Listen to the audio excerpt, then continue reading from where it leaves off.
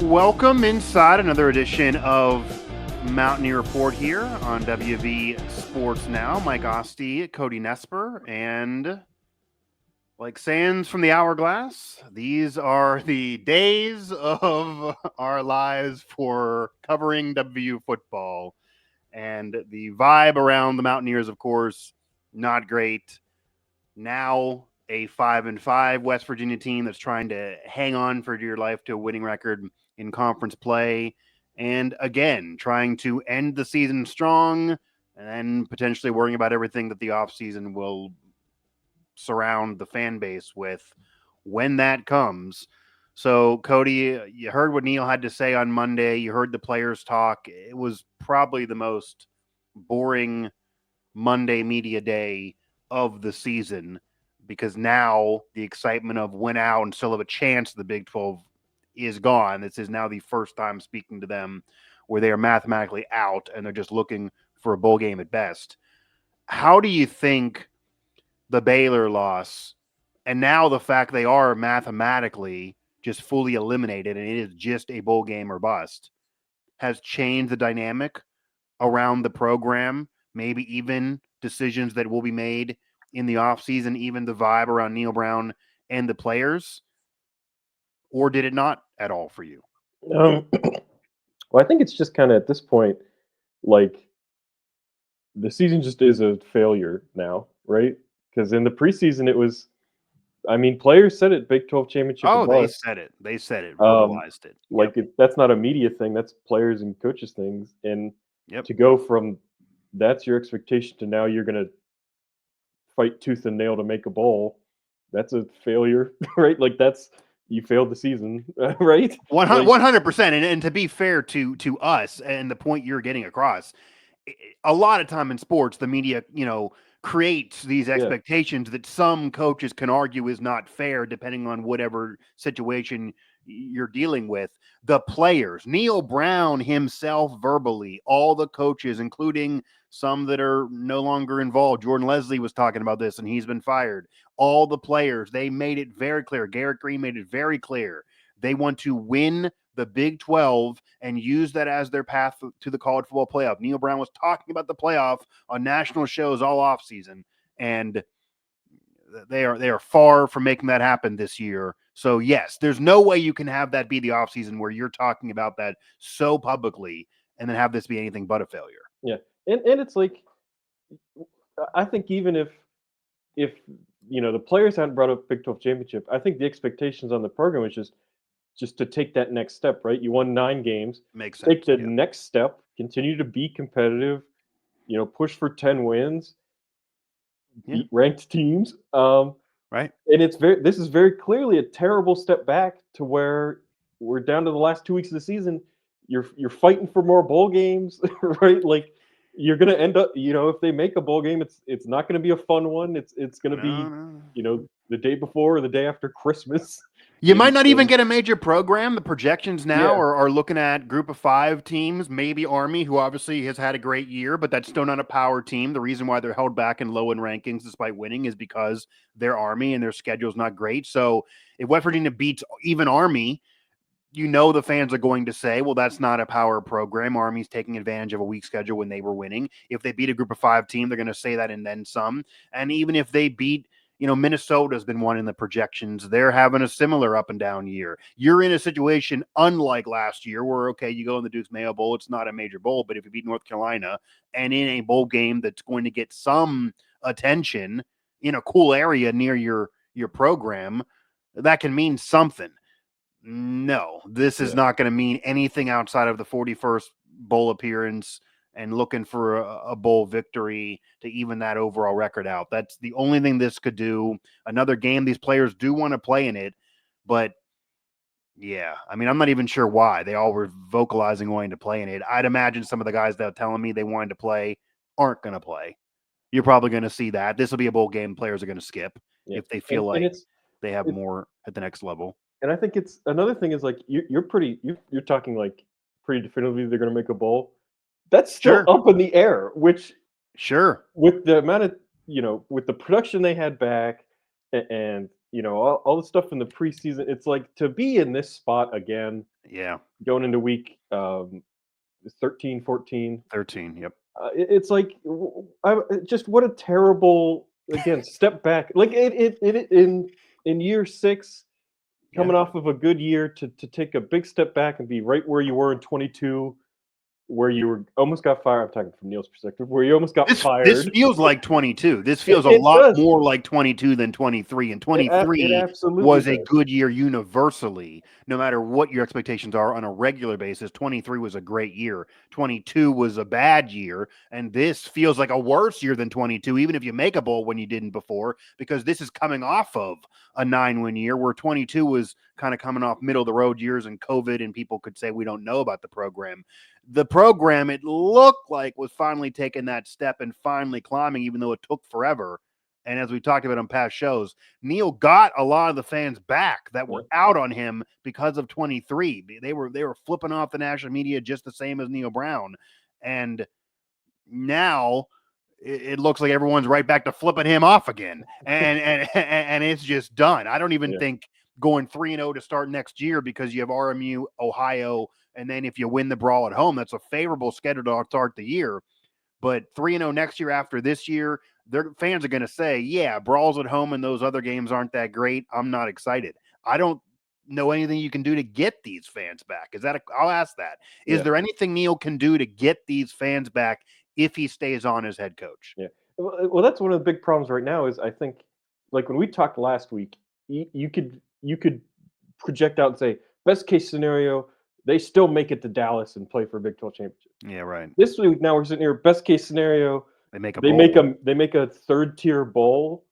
Like Right. and you're saying that there's not a lot of possible opponents or locations that are going to get people excited. And so No. now you're projecting out and say, okay, best case scenario, that's not going to get people excited for next year. No, you're going to Right? Louisiana, man. You're Yeah, not going driving distance where everyone can drive from Morgantown to Charlotte if you're local. That's not the case. You imagine being a fan getting on an airplane to go yeah, to that bowl game if you're in West Virginia. That's just not going to happen. That's not going to get anybody excited. It's just not going to do it. And the program knows it, which I think is why the vibe is what it is right now. yeah, Everybody knows it. There's nobody living in denial at all. And the reality is too, because everyone knows the financial ramifications of bowl games. They desperately, Ren Baker's probably sitting there, worried like you are that maybe they won't make a bowl. They need to get in a bowl because they do need to. It's not like basketball where they're going to say, nah, we don't want to do the NIT because we're an historic program. They're going to play in it. They're going to get invited in it, and they're going to need that money. But imagine if they lose these two, because they are losable as much as they're winnable. UCF could beat them as they need to win out to make a bowl for themselves. Now in a Big 12, it's different money dynamic for them than when they were a group of 5. And Texas Tech is just an awful road trip. So if you lose to UCF and have to clinch a bowl in Lubbock to end the year, imagine getting the players up for that. That's not, an easy day at the office either. But you need to get in a bowl. And if you get in a bowl, I don't know what else it does other than give you that cash. And, it's cooler to have 41 bowl appearances than a number that a lot of the other schools have. But I think we're also well beyond anybody, because that was also the part of the conversation after 22, if you remember. People were sitting there saying, okay, real bad year, but new Big 12. Winningest program in the Big 12. We got a lot more bowl appearances for the program, speaking for the program, than everybody else. So if you look at it now, okay, maybe we're in a better situation with Oklahoma and Texas out there. Now, 41 bowl appearances is way better than what Arizona has at like 22. That looks way better. But here in 2024, 2025, you're in the same boat. The past doesn't matter right now. And I don't think the fans are going to get excited about looking about the past anymore either. yeah, I legitimately don't think there is anything that will get Neal Brown to regain the trust of these fans, which is why I could see him. And I don't think it's for UMass, by the way. I've already written about that. But he's also not going to take no money. He's not going to just agree to resign and say, you keep all the cash. I'm going to do you a favor either. But I could see Neal Brown working something out with Ren, like what happened with Dana, and they just part ways, and then Neal is an assistant, or he sits out, or maybe some other better job comes, and then they move on. And we both thought before that they were probably bringing him back, but if they don't make a bowl, I think they would have to force Ren's hand. Yes. Otherwise, I think you might see Neal again if they somehow do get in a bowl, just because with Kirk Slignetti getting that new deal at Indiana, I'm not sure what the better options are really out there. Not that I think Neal Brown's a great option now, but if they can't hit that home run, which might not be feasible, I just don't know. And of course, that's a sad state of affairs. I'm sure anyone hearing this and listening to this is going to roll their eyes and say, well, how am I going to get excited if it's another year of Neal Brown? And my answer to you is, I don't know. Yeah, and that's the other thing people forget is like people keep fantasizing that some school's going to hire Neal away. Right. That new school has to pay his buyout. It's like so when people bring up UMass isn't going to pay his buyout. UMass guys, UMass paid their coach they just fired $800,000 a year, Yeah. which was an increase, which was a raise. Neal Brown's making $4 million. Okay. That is all you need to know the financial differences. And this is not a ding on UMass. They are a lower level school. But UMass is not going to come in, call West Virginia and say, we got to get the alum. So we're going to pay the buyout. Neal, we're going to give you a contract that respects you, because Neal's not going to just get disrespected and do it for $800,000. We're going to give you $3 million at least. That's a lot of money for UMass to be paying.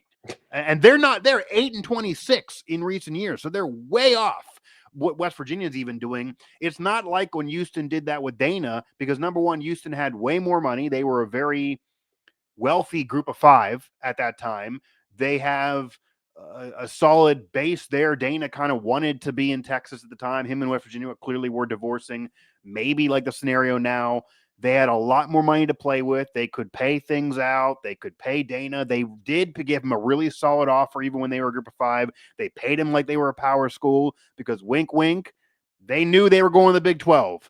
They told Dana that. Dana knew they were going to the Big 12. If they weren't, he probably wasn't going. That's why this is a lot different of a scenario here, why UMass isn't happening. And if UMass isn't happening, I don't see who else out there is salivating for Neal Brown. So all of that to say, if I had to bet money, I wouldn't be shocked if there's another year of Neal Brown in Morgantown. But, and he is talking like, I mean, he just yesterday, he was telling me, Mike, I'll give you that answer in December. And I'm sitting there saying, I guess we're going to be here in December doing this again. Like he does not come off like he's expecting not to be there. But I wouldn't be shocked if he's sick of this situation too, because I don't know how it gets better. But that's the state of affairs right now. So 3:30 p.m. The program wants you to tune in to some Mountaineer football. I don't know what there is. Yeah, again, like I don't know what to get excited for because that's a scenario right now. Now,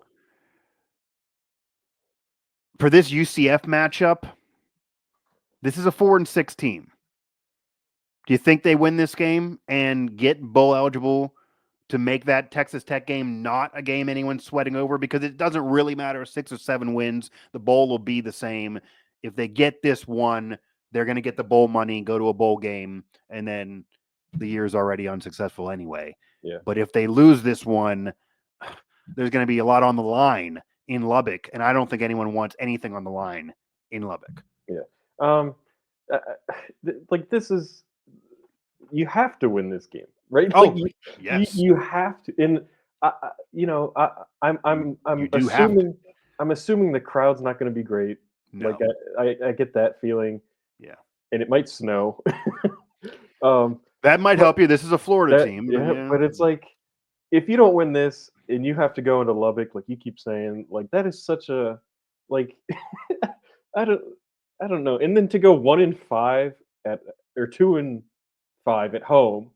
Yeah, when they talked, they talked all off season. They were so happy to get 7 home games, and you lose 5 of them. Yeah, right? the schedule even set up this year. Obviously, it was tough with Penn State as the opener, but you got Penn State at home, unlike the year before. Yeah, more home games and just more opportunities to lose this year. They were legitimately better on the road, and the players even said they have even said they liked playing on the road better. I mean, I hear you. Clearly, it looks like that. Yeah. But I think Neal finally realized this week, because it was the first time that he's admitted the season has been bad before. He has said they got to be better before, and obviously he's made other blunders of comments and that went viral. But this was the first week where he literally said, that he knows that the fans deserve better Yeah. and almost apologize for not winning at home more than just the whole year. But it's already done. But yeah, I mean, one more loss at home, it really wouldn't matter to the overall vibe of this year, except for the fact it really would put the bowl game in jeopardy. And then if you don't make a bowl, you're mirroring 2022, and 2023 was supposed to make 2022 a thing of the past. Well, you're almost going the whole way back to 2019, where you didn't Maybe, make a bowl, and the only home game they won was JMU when they were I still guess. FCS. Yeah. Like in that, like that to me, that would be like if you go 2-5 at home, that screams 2019 to me. And if you're going all the way back to the first year of your tenure, it's like, Well, then, like what have we been doing? yeah, and then if you're reverting back to that situation, to those vibes, then yes, then it is time to, for sure, and it really already is. But again, I just wouldn't be shocked if he is back. But and that'll be a whole nother show on if he is not, on what options they have and what head coach should come aboard and what the next era of Mountaineer football should look like, or even after the year, we'll then give a whole analysis here on what the program should do. It's hard to fully unpack that right now, but that's where I am if I had to bet money. But the first order of business, which is what they all said, they got to win this UCF game. And I think this is not even just the football team. This is administration on down. They need this to be a win. They will get bowl money with this being a win and then worry about the rest later. But this might not be a win. Like, there's no guarantee that this is a win. Obviously, UCF is a team that can score. They have a running back that can be a problem, although West Virginia has fared pretty well against elite running backs this year. The run defense has been okay, even when they've had problems with the pass defense. The problem has been the secondary all year, obviously, in that coverage. They can stop a running back. So if they can stop a running back, I do think the offense has proven enough now with that game of Garrett Green where he looked okay. He looked good enough to win, except for maybe the end with that last minute pick. I do think Brown legitimized that decision. We talked a lot about it last week. I don't know if Nico was going to do better on offense. They lost because the defense sucks, which has been the story of the entire season. So with all of that said, I think they might be able to outscore UCF, kind of like, have a similar outcome to Arizona or Cincinnati. Maybe have the defense do enough. Obviously, Cincinnati, the defense really stepped up, but just get the defense to do enough. Special teams to do enough. Special teams wasn't even good. And that's what Brown talked about too, that the entire year, except for the Oklahoma State game, has just been a season where never at any time outside of the Oklahoma State game did the offense, defense, and special teams all click throughout a whole game the whole way through. Even against Baylor, the offense fine in that first half. It was a shootout. We're sitting there saying, okay, nothing's great, but like they might win a shootout. And that's what you got to do. Win a shootout to win. That's the traditional West Virginia Baylor series of that rivalry. And then the offense just had its, just wheels fell off, and the defense got a couple stops, but it didn't matter while Baylor's scoring because they did eventually put points on the board. And special teams was a problem too. That was maybe the worst game for Ollie Straw I've seen. And that stuff just can't happen when you're in these scenarios here. And these are now winnable games. And Brown, for the first time this year, too, this week, if you noticed, he did not bang the drum on the schedule as much as he's been all year, because he always was talking about, okay, we're playing these ranked teams. The schedule is more power forwards. It's not fair in this regard. And some of that was true. But then you lose at home to a very similar program, whether we're talking history or current, in Baylor. There's nothing to say. Like, this was an opportunity squandered that they just did not seize the day and get the victory. And yeah, I mean, do you have any other comments on the UMass rumors? I wrote about it because it's being talked about a lot. I cannot foresee that being a scenario, and I don't think it's similar to the Dana comparison either, because Dana knew Houston was going to Power 4. Yeah. My only comments would be like, let's use our brains. Like let's think through some things, people. Like, yeah. I mean, just realize like money. The money is like you kind of walked through it, Mike. The money is at such different levels. It's not going to happen. Neal's not going to resign. Neal's not going to throw away an $8 million buyout. Like, don't be stupid. Yeah, and I will feel very comfortable in saying that if Neal would, I have his contact info, as all the media. I will be more than comfortable to let him know that's dumb. Yeah, yeah, Like after he's no longer the coach, be like, I'm sorry, this is inappropriate, but just so you know, that was ridiculously stupid. Like, and I'm sure his agent would be like, this is just dumb. Yeah, he's yeah, not going to do that. And what they may have is maybe Neal and Ren, because Neal is a very good guy.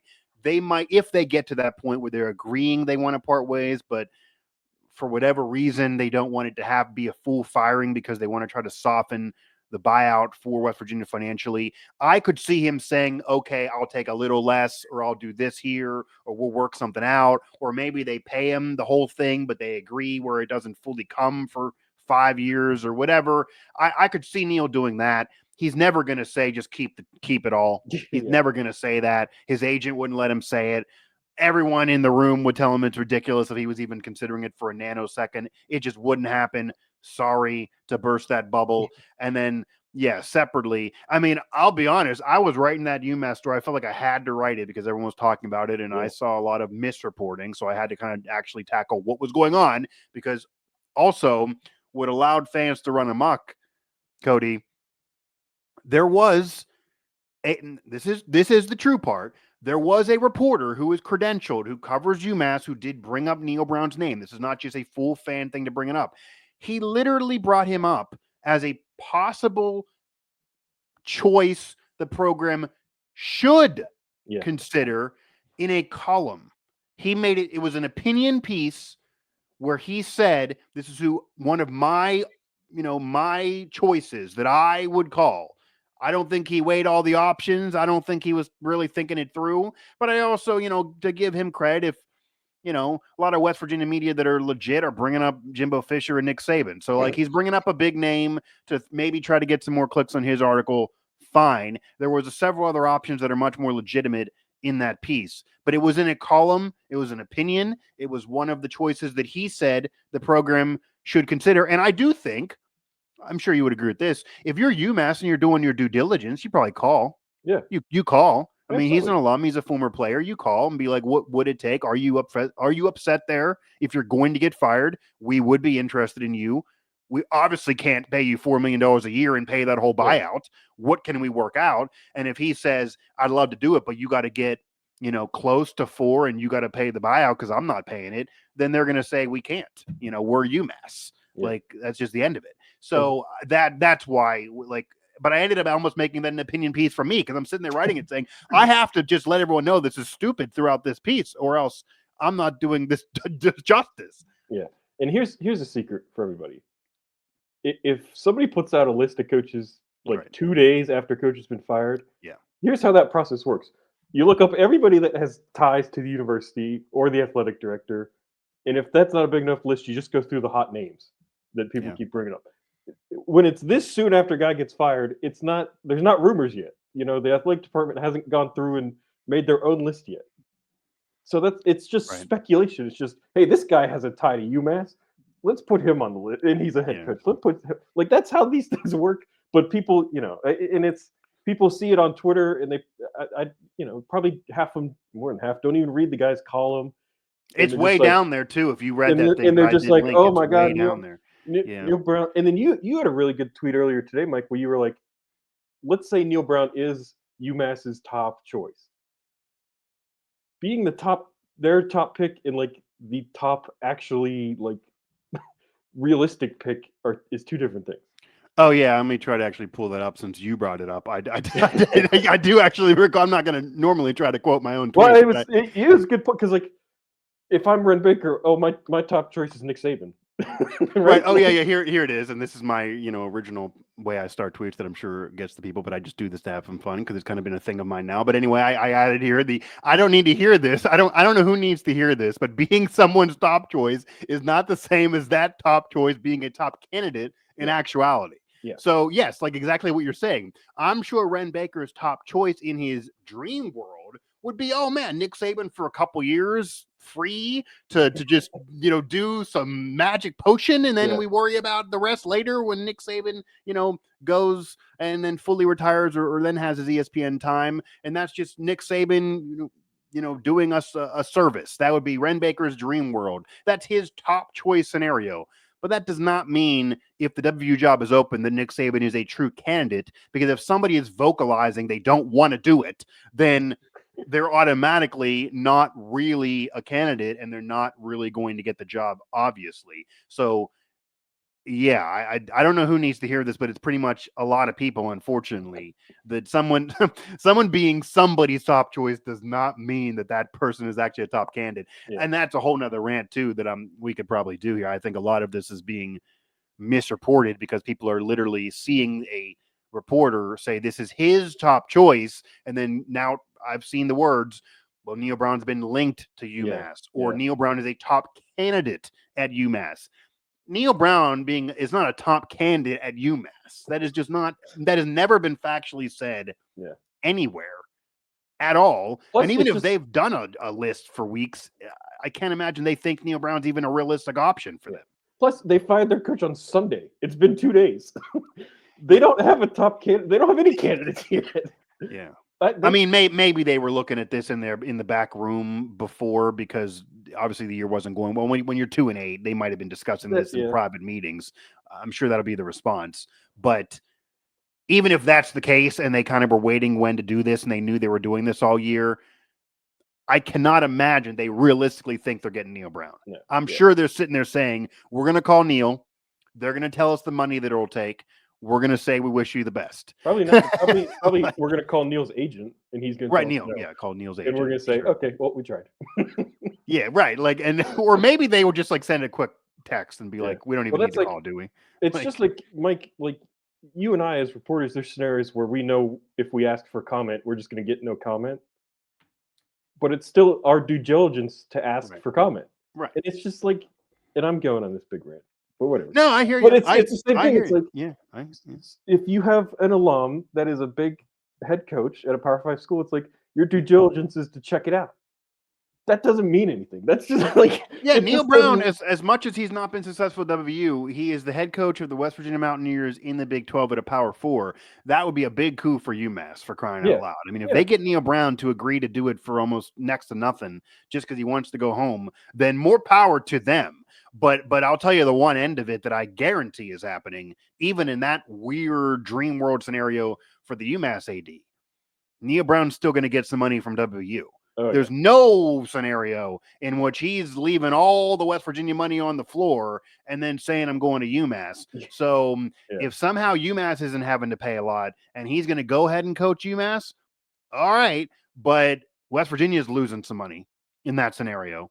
So there is no scenario where West Virginia does not have Neal Brown as head coach and does not have money leave them. right. I just that is not a reality here on Earth in the year 2024, about to be going into the 2025 season. But it wouldn't even. I mean, honestly, I think we've talked about this, or maybe that was when I was doing the show with Ethan. But if I'm Neal Brown, and even if that scenario exists, he's better off doing the Lane Kiffin thing and being an assistant on a legit program Yeah, than probably coaching UMass. Like, it's one thing if it's a group of 5 that can win. That is so far away. And I'll add this last point. I even saw somebody say, well, group of 5 can get in the playoff. There are look at Boise State. There are a group of 5 teams that can have great years. You can do a quick turnaround these days. What if Neal Brown goes over to UMass and takes all the West Virginia players, and they got a much easier schedule, and they run through that, and even if it's not fair, they somehow get in the playoff? You're not convincing players that got a chance to play in the Big 12 at West Virginia, who are 3 or 4-star kids, to then want to go to UMass. They already got offers from UMass. They yeah, could have been at UMass. Most of these kids are receiving offers from schools like UMass and are going to West Virginia instead. They may love Neal Brown, but they're not going to go all the way down to the UMass level just for Brown. So all of that is just a pipe dream that unfortunately I had to write about and we had to kind of touch on in this yeah, show because people have run amok with it. yeah. But yeah, that'll do it for this edition of Mountaineer Report. We will see what we have to discuss on if this program is fighting for a bowl going to Lubbock, which I think is almost doomsday worst case scenario from before the year, if anyone had to paint the picture. Or if they already have the bowl locked up, and then we can get into maybe having some fun with some bowl possibilities and what that may mean for Neal Brown or may not mean for Neal Brown. And maybe it'll mean nothing, but the bowl game is pretty important. And yeah, they got to be UCF to make that happen. I'd imagine they want some snow. Yeah. Just Winter Wonderland, and then get a win, 9-6, and then you're going to a bowl game if they have to. I don't know if that'll work out either, but that'll do it for this edition show. Make sure to like, subscribe, download, hit us up everywhere you get your podcasts, as well as, of course, if you are watching on YouTube, Cody Nespor, Mike Asti, and find our coverage at WV Sports Now.